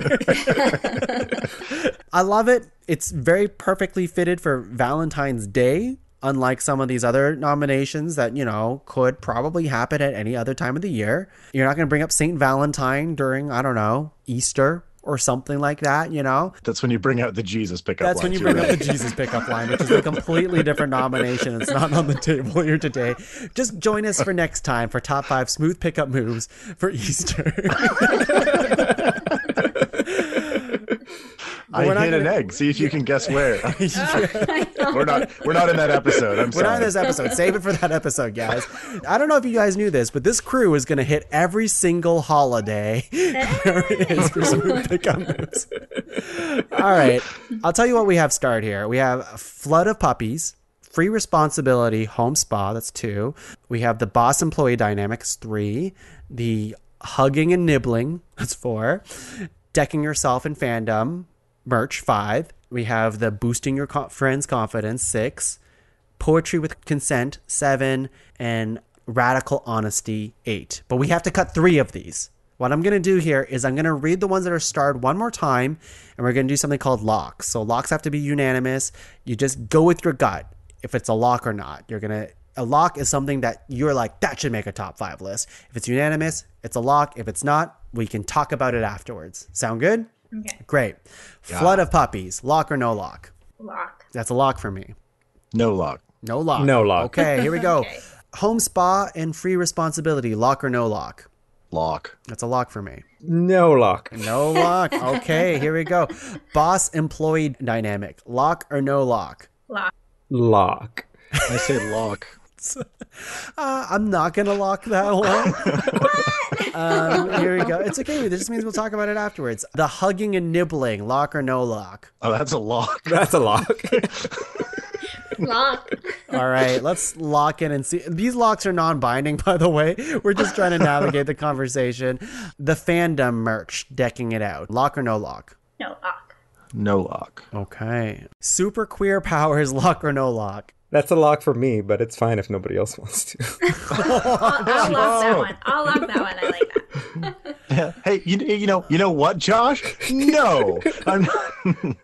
Yeah, no, I think it's a lock. I think it has a rom-com vibe to it. I'm not going to lock it, and I'll tell you why afterwards. Poetry with consent. Lock or no lock? Lock. Lock. I lock it. I can lock it. Poetry, people say it's a dead art form. We're here to tell you it's not, right? Who's been saying that? People I don't want to associate with myself anymore. Radical honesty, lock or no lock? Lock. Yeah, lock. I lock it. I'm not yet, but I'm almost there. Okay, so what we've solved was very little. So here we go. we have the hugging and nibbling locked. We have poetry with consent locked. Everything else is up in the air, so great. Let's start with ones that were pretty like, I don't know about this one. And how about, we'll go with the super queer powers one first. So let's start with that one here. So with this one, you all locked it. But for me, it's hard because I'm like, okay, well, it is a smooth pickup move for Valentine's for your friend, which is nice. But it's just like encouraging them, which I guess is a pretty cool move. But also, like, you really get the short end of the stick here. You don't come away with anything. And that to me is like, it's like almost crippling loneliness a little bit. But I'd love to be convinced otherwise, Josh. First of all, I want to tell you, you don't have to worry about me, anybody. I'm good. I'm not lonely. This was totally a hypothetical situation, to which I would like to raise, has anybody ever seen Queer Eye? Because, okay, no. Well, they do, I think, pretty much the exact same thing, where they boost mostly straight people's confidence, and everybody's, like, happy at the end, and the glow they get on their faces, the Queer Eye gang, after they do a good job, and they fix this person's life. Are you doing that? Or are you just like, because my idea was that you were just giving this person confidence and compliments. But the Queer Eye people, Laura watches this in the background sometimes, so I've kind of tuned in. But they're like, here's new clothes. Here's how you should walk. Here's how to make this specialty dinner. Are you doing that? No, because if Caden can't do that, then Caden's a mess. And I don't want to go through all that trouble. Okay. So fair. I'm just boosting the confidence. I'm just Karamo. That's all I am. You also lead by example in a way, if we're talking about appreciation of food and dressing well, in my opinion. Although maybe it's not explicit. I think the coaching could be kind of, a whiff of it could be there. So just to clarify, if this one had been, I use my super queer powers to find somebody for myself, you would have been like, I'm locking that in. But then I would want more clarification of like what the sweet pickup moves are. Besides the That's ambiguous super queer powers is very, I'm not sure what it is. I mean, to me, it's just like you're just instilling that confidence, right? So if you already have it, like what is the aspect of the queer powers that allow you to pick up? I'm not saying it's cut, but we do have to cut 3. It can come down to variety. Also, as a technicality, if you are like wingmanning or like wing personing someone, do you say that you have done the pickup move? Like, have you done a pickup move, or have you been a mechanic within a pickup move? You've enabled it, yeah. Is a general on the battlefield responsible for the death that their soldiers enact? I think to a certain degree, yes. Okay. So, philosophically, my position would have to be, I think there is at least some connection there by way of encouragement. But I understand your point in that I'm not actually carrying out the specific act. It's all up to Caden. I'm just sort of showing him what's already inside him. I think your reality TV show should be called The Pickup General, though. yes, that's amazing. I love Wielding it. the sword of love. Josh, do you have a preference between the fandom one and this one here? Yeah, just so we're clear, I know I'm fighting for this. I have no ego on this, very clearly. I think between these two, I would actually do the merch one. I think I would wear some sort of merch, so I would probably pick that one over. Okay. Yeah. I'm sorry. Do you want to say goodbye to this other one, this other nomination? Yes. Okay. I'm ready. Caden will have to go find his own way, but I'm ready to say goodbye. Okay. Sorry, Caden. Okay. Sorry. We know you have it in you. It's been in you this entire time. You can self boost yourself, right? Right? Caden's really hot. he'll be fine. Yes, we've already established he's a very hot friend. He just doesn't know it. Okay, let's talk about the puppies. The puppies were like, everyone loved the puppies, and then everyone's like, do we want to lock the puppies? And then I got some eyes that were like, I don't know about these puppies, so let's hear it. I'm going to be honest. I think as the owner of a dog myself, I love this idea. But personally, if it were to happen to me, I think now after some reflection, I would feel like I was being pandered to a little bit. I would feel like this person knows one thing about me. Right. And it's puppies. And it would be great in the moment. But as we leave the yoga studio and we're like bringing the puppies back to where we rented them from, be like, what is it after this? What happens? Do I go on the date? I don't know. Yeah, all right. Okay. I see where your head is. Adriana, what are you thinking here? Yeah, I do feel a bit sad for the puppies as well. They've been kind of used in a way. They're like these. This is their job. This is their life. They're rental puppies, but they're like the shelf life of that is very short. And do they have business managers who are looking out for their interests after they're not as cute anymore? Yeah, sure. Yeah. Once the puppies and this is a real business pre-pandemic, was puppy yoga. You might remember puppy yoga. That was a huge thing, making a lot of money. The way it worked was for people at home was that there would be a yoga class going on and puppies flood the yoga room while you're doing yoga. Now, the upside to that is that if anyone wanted to adopt a puppy afterwards, they could. Now, for my scenario, yeah, let's just say if you wanted to adopt a puppy later, you can. But otherwise, these puppies just keep rolling with their friends, their pals that they've been doing this job with for their short life so far, and they enjoy it. I mean, they get a lot of attention because who doesn't love puppies? And then I also had the sort of logistical issues about whether someone was allergic or whether they would like it. But I understand that you were using that as a screening process as well. It's a screening process. Yeah, I got the sense that was the time where you were professing your feelings, and so hopefully by then you would have already known. But is that the final test? Yeah, it could be for sure. I mean, if I really wanted to be bold, I could just open our whole relationship with this puppy maneuver, and I feel like it would go pretty well. Well, so there's two things that concern me. Although I love it. And they're both logistical. Like, I love it as, like, again, this idea of the wave of the puppies and the Charmin commercial and the rolling around. Like, oh, these puppies are everywhere. For puppies to fall out of the door, they have to be stacked up. So what I'm wondering is, like, what is the cubic puppy density of this room in terms of comfort for the puppies? They don't have to be. You've been projecting this Shining situation where when the door opens, these puppies are falling on top of each other. I was just thinking, like, a good amount of puppies start running towards you when you open the door. Oh. All of a sudden, it's a good amount of puppies. I mean, I guess I use the word flood, but I mean, a flood can be all shapes and sizes. So, okay. Also, puppies are notoriously not house trained. Yeah, we already mentioned that these are well-trained puppies because, you already have the chocolate around their necks. If you want to do the Valentine's thing, of course, it's a Valentine's thing. So you have to have a little bit of chocolate. So they're not going to try to eat the chocolate off each other's necks. Ergo. Why not? Because they're well-trained puppies. Ergo, well-trained puppies do not pee on the ground when they're working. Okay. I feel like, are we saying, I don't want to say this, but are you guys trying to put down the puppy nomination here? Because we will. But I want you to look these puppies in the eyes when you do it. As long as we can all be in the room and hold the puppies and ourselves. I think, yeah.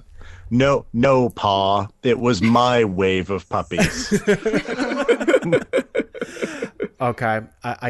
I can't believe I'm saying this, but I guess we're gonna old yeller all these puppies here. And okay, so with the puppies gone, what we have here is we have the free responsibility home spa nomination, boss employee dynamic, hugging and nibbling, fandom merch, poetry with consent, and concept of radical honesty. That's 6. Well, you have to cut 1. Is there any that stand out to you? Gut reaction. And maybe this is walking back my lock. I can see how setting up a boss-employee dynamic might be slightly dicey. Slightly dicey. Slightly dicey, just a little bit, just a tad. It's all pretend. I can't believe we cut puppies before we cut the boss-employee dynamic.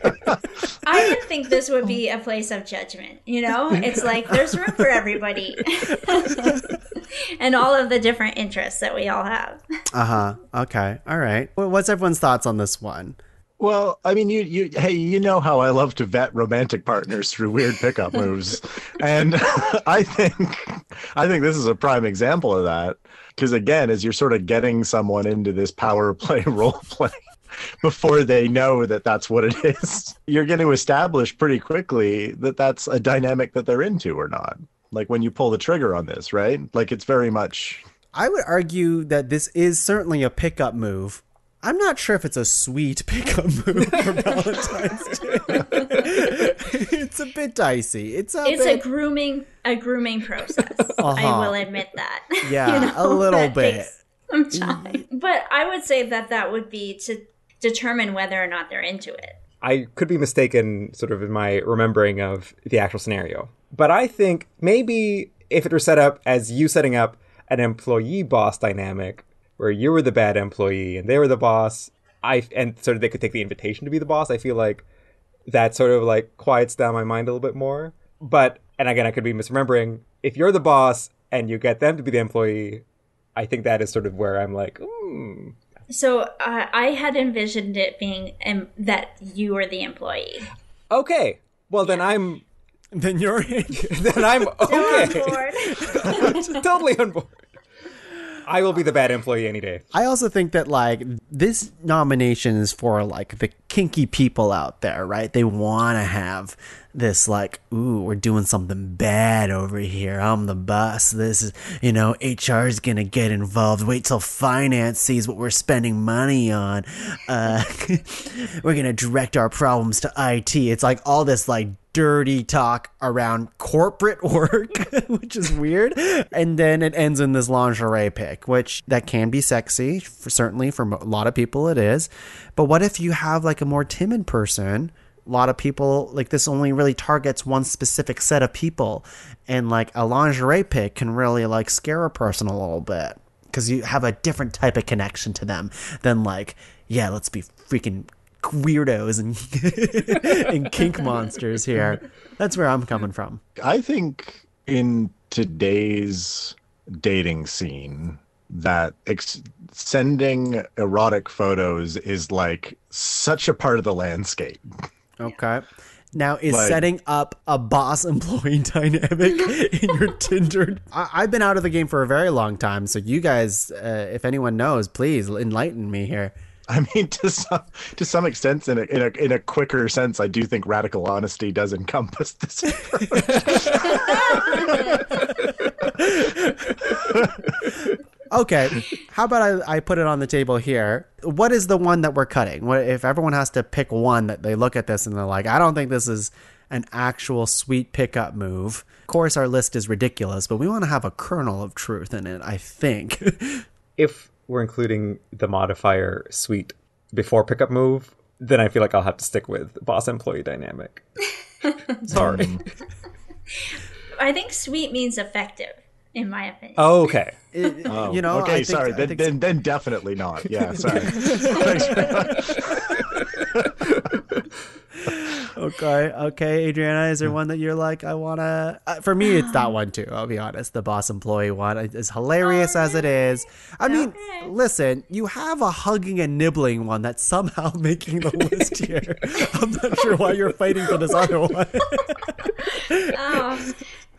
Okay, all right. Well, like I feel that I've said all I can say, so I'm listening to the room. I'll go along with that. Let's just make sure that we haven't starred this yet, or locked it. I think it was me that didn't lock this, which was radical honesty.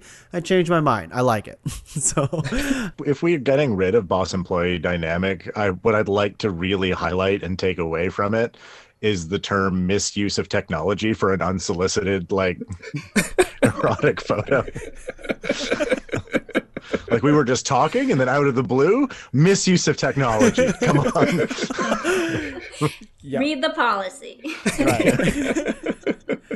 Okay, this is what we have starred. We have a list of 5. I want to make sure that we're okay with it and there's no other last minute changes, but we have the home spa free responsibility. We have the hugging and nibbling. We have deck yourself in favorite fandom merch. We have poetry with consent, and we have radical honesty. That's 5. Is there anything that was left unsaid before we move on to ranking this list? No. We're ready. We're good. I feel so bad for these puppies still. They're crying. I wish I could fight for them harder, but I can read the room. In the room saying, puppies have to go. I'm sorry. Okay, here we go. Number 5. What is number 5 here? What are we thinking? Free responsibility, home spa. Wow. Okay. So that's number 5. the nicest thing on this list. You're consistently being placed under like lecherous earlobe nippling and like I love power dynamic. Yeah. I can see where this groom is heading, and I get it. You're all for the funky shit. My stuff's a little bit more traditional, I guess. I don't know if that's my number 5. I think I would put that at number 5 or the merch. Okay. Mm-hmm. I'm not fighting for the spa thing to be number 1. Let me tell you this right now. But I think if we're thinking about maintaining a love that you have with someone that you're currently with and sparking or igniting that joy and all that you want to show that you love somebody, I think this is the move. You're pampering them and you're freeing them from the responsibility. I think that's a true thing that we can bring into the real world. That's why I think it should be a little higher than 5. But I get it. But is it better than deck yourself in your favorite merch? I think so. And Tuong, if I'm being honest, I think so too. Let it be said that I am an initiator and not a continuer. I just said the first thing that came to mind, but I'm very happy for merch to be number 5 here, out of a very strong list. Out of a very strong list. There's no bad nominations at this point. They're all good advice. Okay.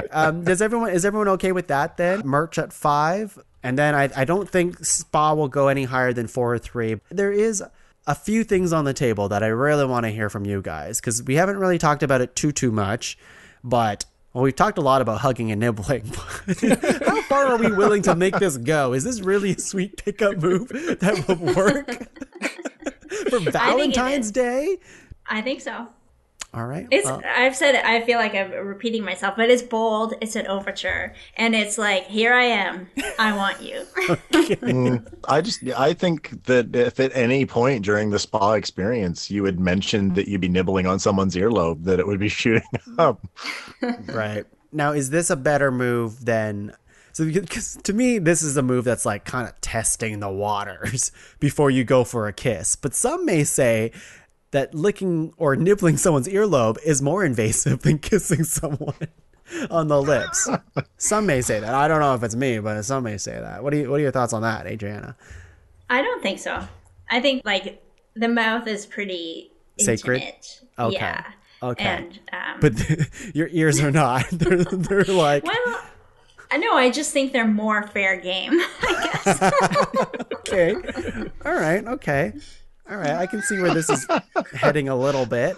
I want to hear more about poetry, because who has actually written a poem in recent time, recent days? What are you thinking here? Would you appreciate getting a poem? And would you like writing one for someone for Valentine's Day?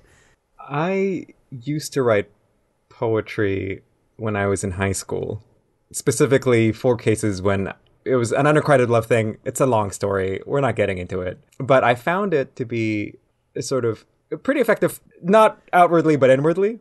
Yeah, it was sort of a good way to like process these things and really put things in perspective. I do sort of wish that I had the opportunity to show those poems to the person I was writing them about. And so in that regard, I like poetry with consent. I would like to receive a poem that was written about me, and I would like to, maybe one day write another poem about somebody and give it to them, and actually have the experience of having them read the things that I wrote about them. I like that. I like it because it's old-fashioned and it's unique, and it shows a lot of thought being put into it. It shows the care, or at least sort of awareness of the potential wants of the other person. And it's a great venue, I think, to express what you know about them and sort of what you appreciate. So I think that could be really gratifying on the receiving end. You'd have to determine if it was the right fit for the person that you were crafting it for. Mm-hmm. But I think I like it. It's charming. Yeah, I think poetry works on some people. I like some forms of poetry. I think like Josh, like when I was in high school in my young 20s, I was like really in my feelings and being like, oh, I'm so like, my heart, it's broken. I need to express myself. But I never shared my poetry either. It was, I would say, more therapeutic than like something that I would actually use to like woo someone, to pick someone up. I think in those moments, it can come off a little desperate in some senses of just like, hey, here's my feelings. You got to be obviously very vulnerable to share your poetry to someone. I think maybe in 2022, people are a little bit more accepting to that. But yeah, I also think that not everyone responds to poetry in the same way, I guess. And I mean, it's on the list. I agree that it should be on the list, but is it number 4 or number 3 in terms of like a sweet pickup move? You're using it to pick up somebody. I mean, I've used this technique to pick up people. Does that get us up? If it's like a if it's a thing that actually worked, yeah, I think that also helps. Yeah, and it's a continual thing, right? Like that's the thing. You pop off a quick text poem or something about how someone's speaking, and because also it's because it ranges from like, well, here's my feelings, and I've actually written like a piece of poetry that reflects my true dark feelings, like unrequited love. It's also just like, like Kurt Vonnegut says, write a poem, set it on fire. I don't care. It's your creative process. Like the act of creating art for art's sake is an act of love in and of itself. And then also there's just like, you could use it as straight up pickup line. Like my current love interest, I said, we met on Tinder. We had a conversation and I said, would you like me to write you a limerick on the topic of your choice? And she said, oh, yeah, cats. And you better believe I got a vagina pun into that limerick. And this was your first text exchange? Okay. Radical honesty, Tom. Only honesty. The bold. You've convinced me, Woody. I always kind of forget sometimes, poetry is a lot of different things. And it can also be like poetry and music and like all this other stuff too. If you wanted to like go there, it's a very open art form. You've convinced me otherwise. I keep going back to the hugging and nibbling. Because if we're now reaching the point where it's like, will this work on someone? I just don't know. Hey, and if this group says, yeah, this spa thing has to go at number 4, I get it. If we're going on like personal experience, does this work? I think the spa home free responsibility technique 100% works. That works for anything. So if we're talking about stuff that is effective, I think it is effective. But okay, I have an issue. What do you mean it works? Like, so are you trying to get laid? Is that what you mean? No, I thought we were expressing love. No. I mean, that great bonus, but no. I mean, it works in the way that it shows that you love somebody and they can feel the love. And, especially in a long-term relationship, short-term relationship, people have their own problems and demons and things that they stress about on a day-to-day life. So to have the permission from someone that you care about to say, hey, you don't have to worry about this today. I will take your burden from you and you can take a vacation from all of that stress because I'm going to take care of you. I think that's really sweet because, you're taking care of them and they can feel that love. So when I say it works, I mean, I'm not saying it works because I got fucking laid real good by the end of it. I just mean that I feel as though when you do it right, which is not actually that hard, right? You're just doing like the day-to-day responsibilities. That can be cooking, cleaning, walking dogs. It could be, and then the whole spa part of it, which is, you know, really it ends up being like, I don't know, get some massage oil, get like some bath bombs, get some candles. It doesn't have to be that intense, but it shows that you love them and that you're willing to take care of them. But if that's not enough, I'm okay with putting it number 4 too, if we're really fighting for this nibbling thing to go higher. I think it's an interesting thing to compare because it feels like both are happening at very like different stages, right? Like one is like okay, I'm going to turn this into a romantic relationship. I'm going to turn this into a romantic encounter. And the other one is like, I am going to continue to kindle my existing committed relationship. What if we swapped them into the other circumstance? So somebody that you're trying to turn into a romantic relationship, you do the spa day and you're like, I'm going to do all this stuff for you. And then what if you're trying to rekindle in the existing relationship and you give a hug and nibble a lobe? How do they both work in the It's a very interesting philosophical question, and these are the types of questions we ask on this podcast every day.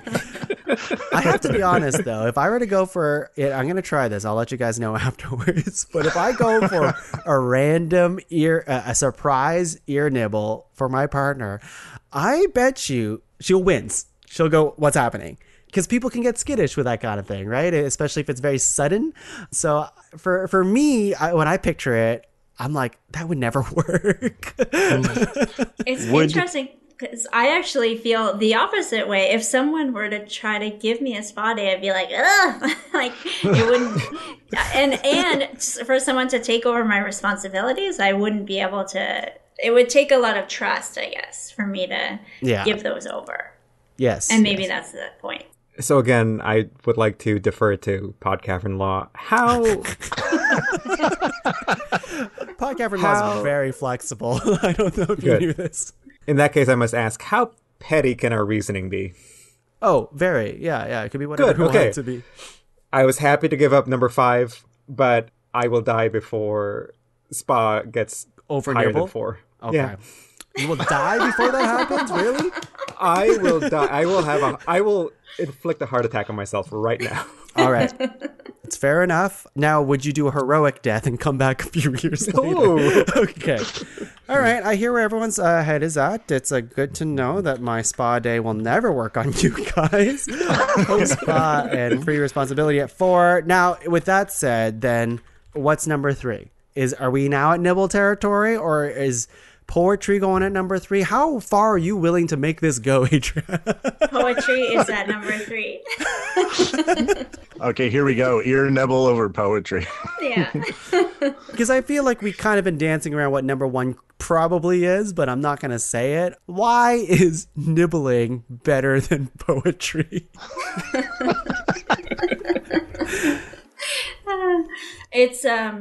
It's visceral.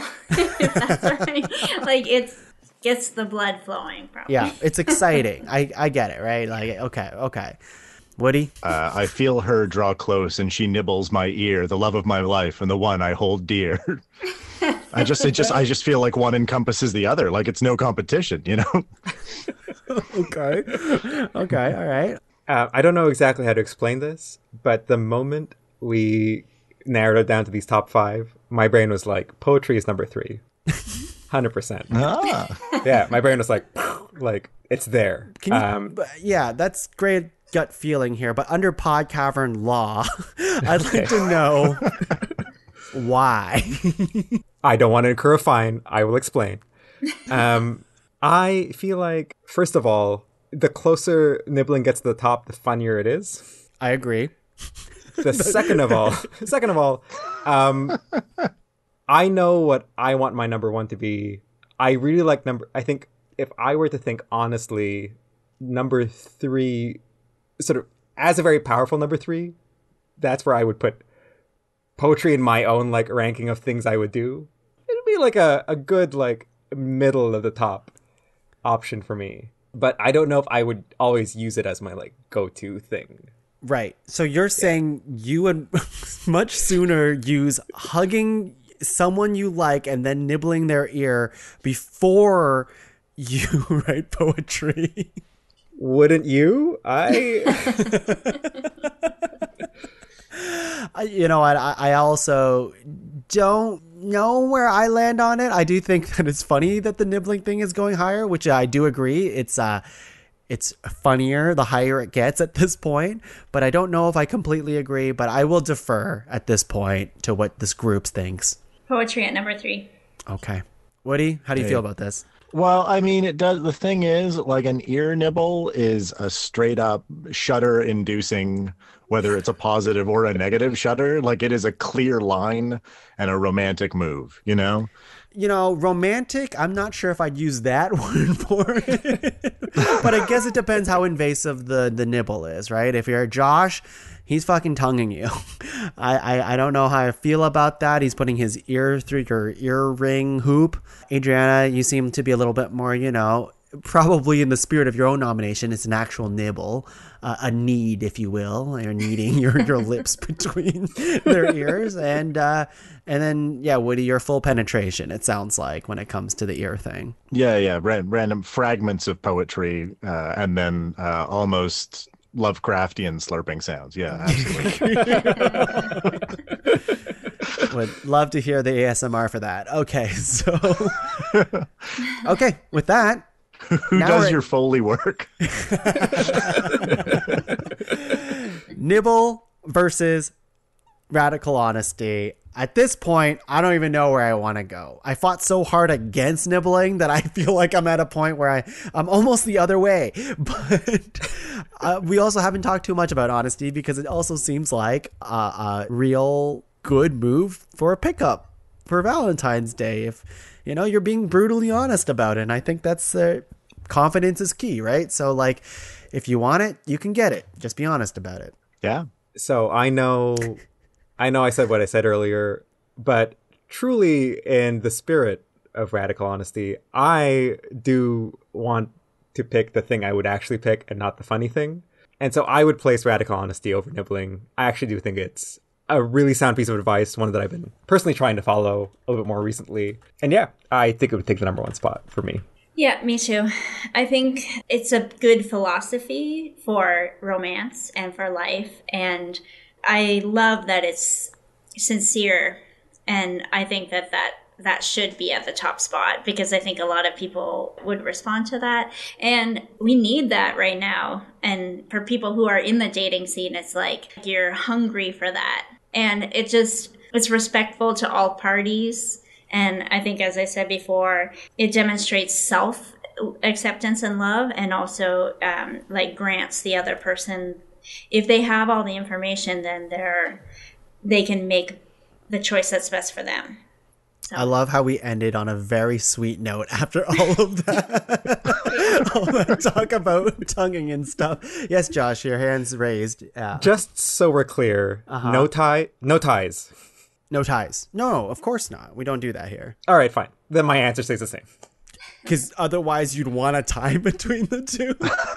Is that what you're saying? I was just asking. Okay. But apparently no ties, so it doesn't matter. No ties. Let me read you the list, and I think we got it. Let me know if you're satisfied with this.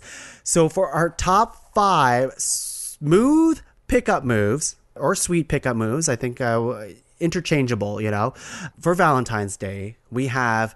This is a Palentine's move, which I like, which is deck yourself in your favorite fandom merch, and then someone will discover you and be your friend. Then we have the home spa free responsibility treatment. That's more for like long-term partnership or even someone you've been with for a little bit and you want to show that you love them. Poetry can go a bunch of different ways. Could be for your friends, for your partner, for your long-term partner, for whoever you want to be your Valentine.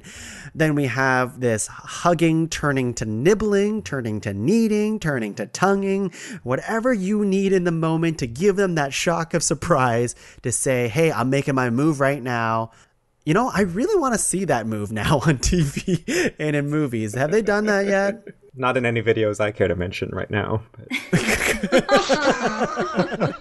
We'll link those other videos in the show notes afterwards. And radical honesty as number 1. I'm satisfied with this list. How about you guys? Yeah. I'd like to note for the record that nibbling is a very close second, but I'm very satisfied. Yes, we understand. Just you like wanted a tie. after a good ear nibble. All right, let's get into some honorable mentions. These are just some of these ideas that we had that we're just going to rapid fire off. Adriana, do you have any honorable mentions at all? Yeah, putting someone on your handlebars of your bike and riding them around. Love that. That's cute. Is that the only honorable mention you have? Yeah. I guess like gifts, chocolate. Great. Love it. Yeah. I like how your nominations were like bold, and then handlebars and then chocolate. Josh, honorable mentions. Give me all of them. Yeah. So one of them is the bucket list.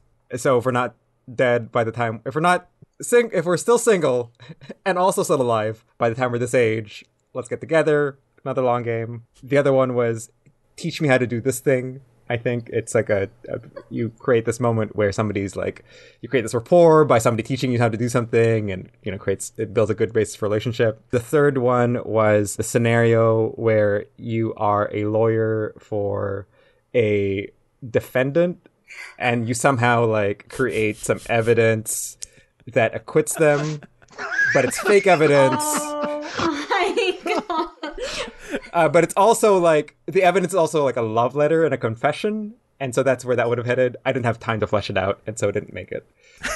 That was the idea. But if you did, it might have made number one. If I did, it certainly would have made number one. Right.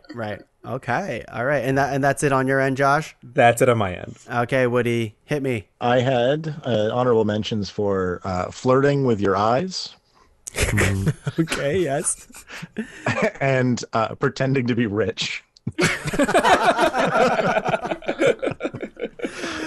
All right. Both very good options for sure. I went with the opposite of radical honesty for that one.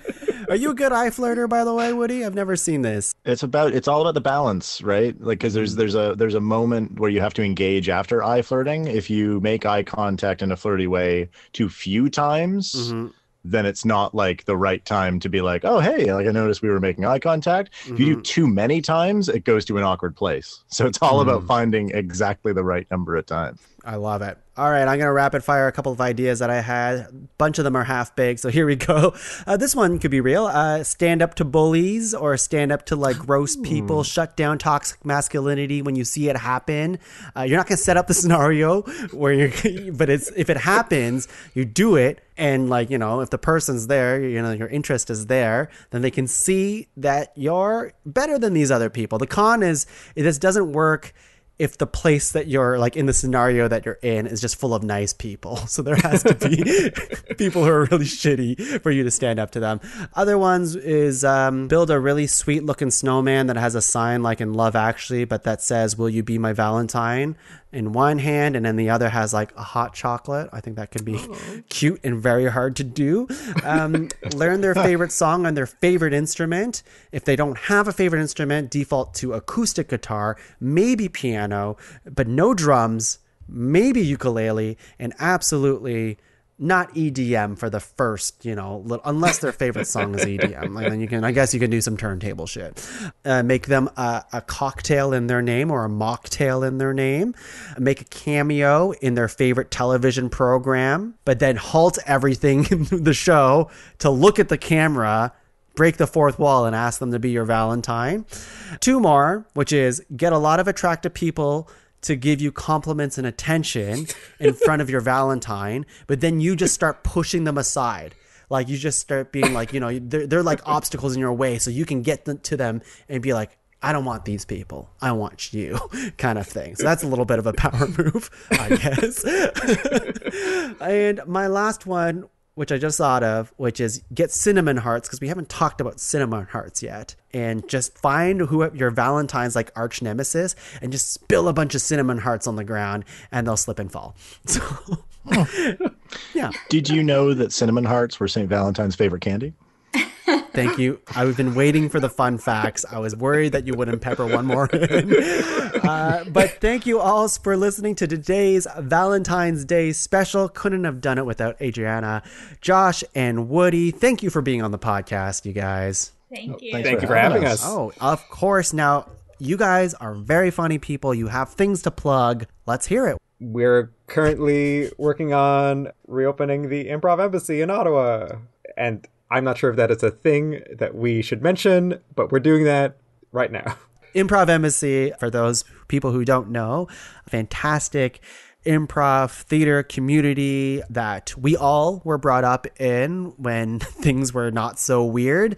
Done a lot of shows, provided a lot of laughter, I would hope and think, to the people of Ottawa. But obviously, times are weird.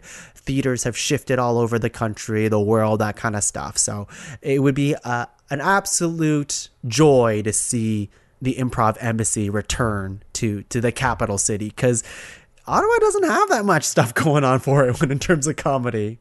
Yeah, especially in terms of, I mean, again, if you want a place to do improv, like we're looking to open it up as, as soon as it is safe to do so. So Improv Embassy Facebook page and also improvembassy.com. You can look at those places. And when the world is a little safer for in-person improv, we should have some announcements. Fantastic. All right. Well, for myself, you can find the rest of the shows in the PodCavern at www.podcavern.com.